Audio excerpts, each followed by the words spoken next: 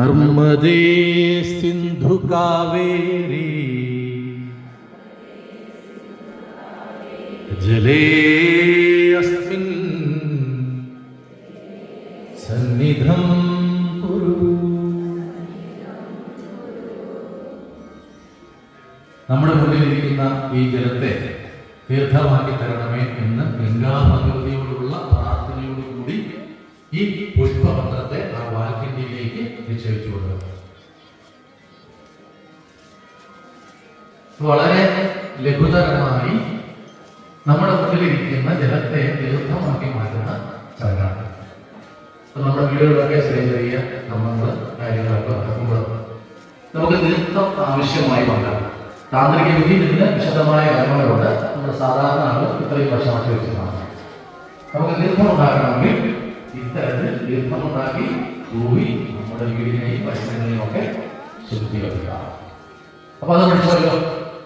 ഇനി നമ്മൾ എന്താണ് ചെയ്യുന്നത്? ഇനി നമ്മളൊരു തുളസി പത്രമോ ഒരു പുഷ്പപത്രമോ എടുക്കുക. അമ്മയ്ക്ക് സമർപ്പണം ചെയ്യുവാനുള്ള ഈ ദ്രവ്യങ്ങളിലൊക്കെ ഈ തീർത്ഥം ഒന്ന് തൂവി ശുദ്ധീകരിക്കുക.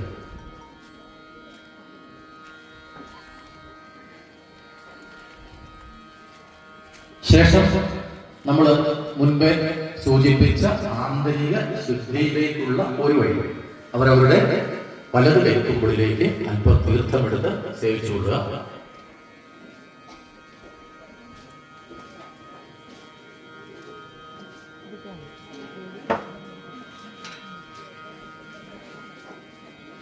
തീർത്ഥം സേവിച്ചതിന് ശേഷം ഒരു പുഷ്പമെടുക്കുക.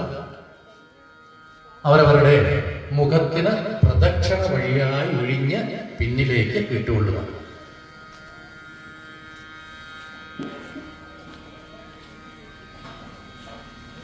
പുഷ്പങ്ങൾ സമർപ്പിക്കുമ്പോൾ യാതൊരു കാരണവശാലും പുഷ്പങ്ങൾ എറിയുവാൻ പാടില്ല. ഉപചാര കൈകൾ കൊണ്ട് ഇത്തരത്തിൽ മാത്രമേ സമർപ്പിക്കുവാൻ പാടുള്ളൂ. ഇങ്ങനെ എറിയുവാൻ പാടില്ല. പുഷ്പം സമർപ്പിക്കേണ്ട രീതി ഇതാണ്. മന്ത്രം ചൊല്ലിക്കൊണ്ടാകിയ ജിഹ്വയിലൂടെ നാവിലൂടെ ഉച്ചരിക്കുക.